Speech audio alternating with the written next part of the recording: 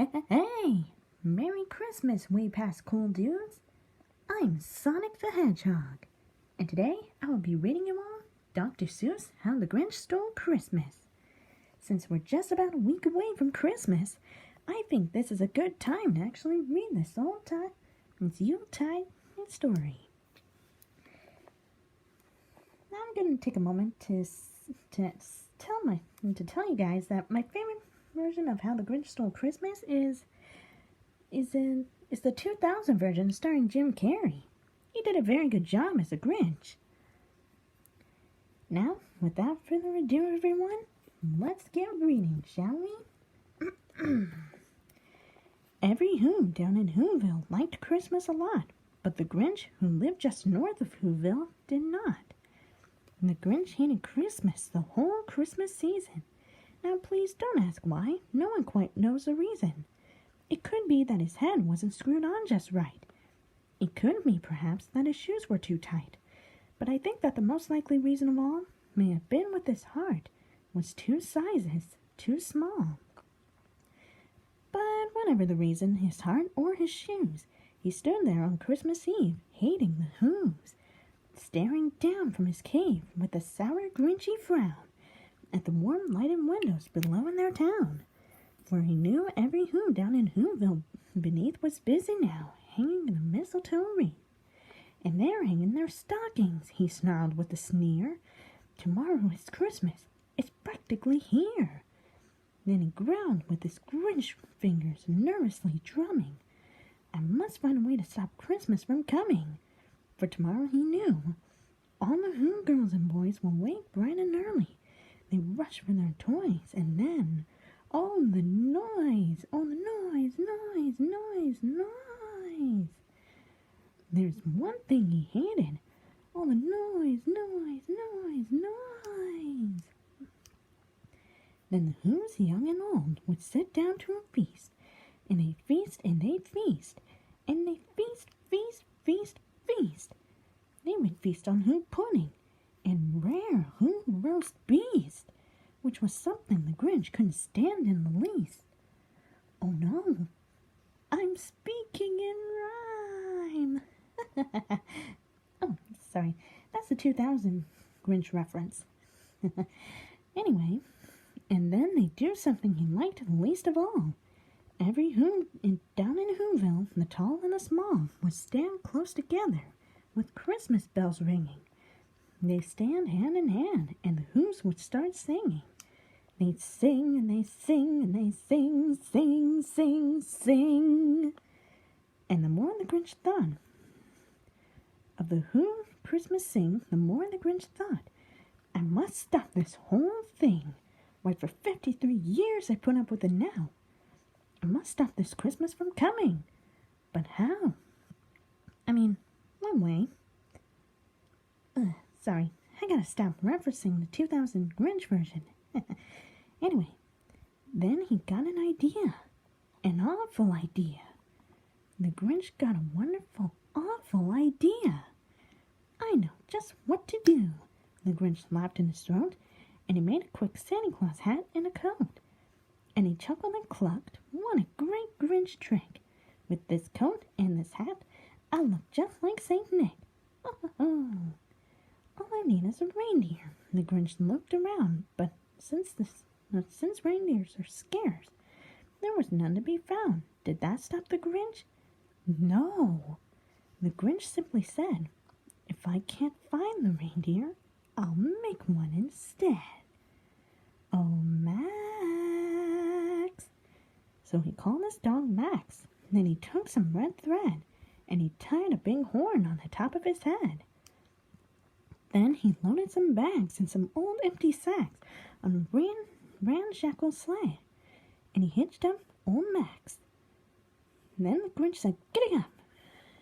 And the sleigh started down toward the homes where the Who's lay a snooze in their town.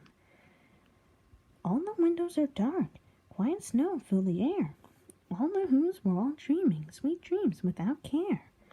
When he came to the first little house on the square, "This is stop number 1, the old Grinchy Claus hissed, and he climbed to the roof, empty bags in his fists. The then he slid down the chimney, a rather tight pitch.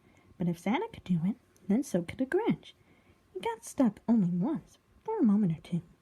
Then he stuck his head out of the fireplace flue, where the little Who stockings were all hung in a row. These stockings, he grinned, are the first things to go. Then he slingered and slunk with a smile most unpleasant around the whole room, and he took every present. Pop guns and bicycles, roller skates, drums, checkerboards, tricycles, popcorn, and plums.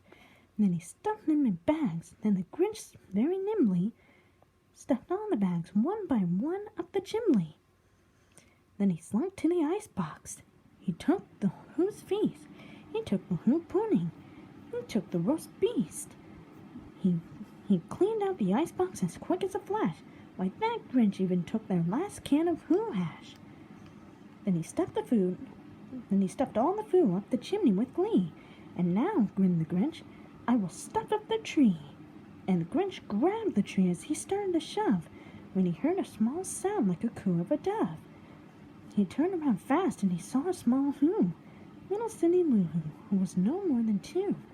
The Grinch had been caught by this tiny Who daughter, and got out of bed for a cup of cold water. She stared at the Grinch and said, Santa Claus, why? Why are you taking our Christmas tree? Why? But you know, that old Grinch was so smart and so slick. He thought up a line, he thought it up quick. Why, my sweet little tot, the fake Santa Claus lied. There's a light on this tree that it won't light on one side, so I'm taking it home to my workshop, my dear. I'll fix it up there, and I'll bring it back here. And the spin fooled the child. Then he patted her head, and he got her a drink, and he sent her to bed. And when Cindy Lou Who went to bed with her cub, he went to the chimney and stuffed the tree up. Then the last thing he took was a log for their fire. Then he went up the chimney himself, the old liar. On the walls he left nothing but hooks and some wire. And the one speck of food that he left in the house was a crumb that was even too small for a mouse. Then he did the same thing to the other Who's houses, leaving crumbs much too small for the other Who's mouses. It was 15:15, all the Who's still abed, all the Who's still a snooze, when he packed up his sleigh, packed with their presents, the ribbons, the wrappings, the tags, and the tinsel, the trimmings, the trappings. 3,000 feet up the side of Mount Crumpet, he rode with his load to the dumpet. Pooh-pooh to the Who's, he was Grinchly humming.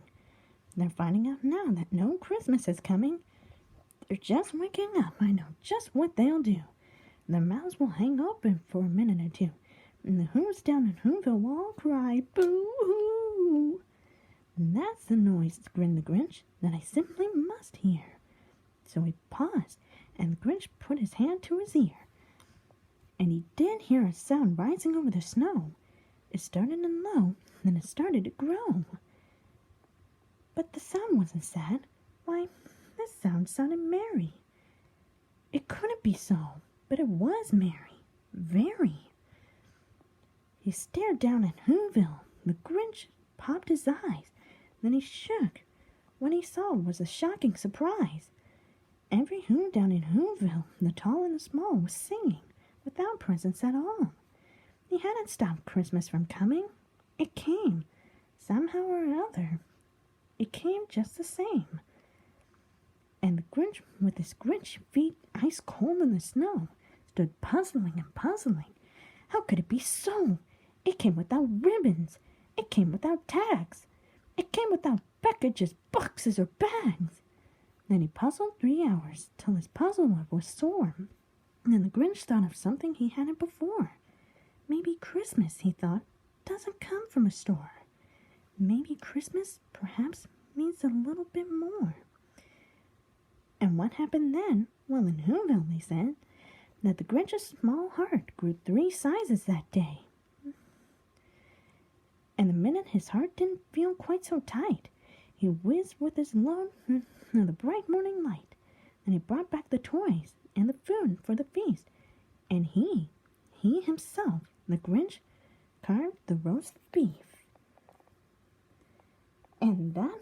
called The Grinch Stole Christmas by Dr. Seuss. What do I think of it? If I'm going to be perfectly honest, I actually find this story really nice. The paragraph structure was good, the rhyming was good, even the sentence structuring was very good too. Now, I did reference the 2000 version of The Grinch, but I just couldn't resist doing that, if you know what I mean. Now, this tale is what I call the perfect Yuletide treasure. Now, what do you guys think of this story? Do you all enjoy it, or did you not? Feel free to let me know in the comments section down below. Well, I better get going. I got some last-minute Christmas shopping to do. But thank you all very much for watching.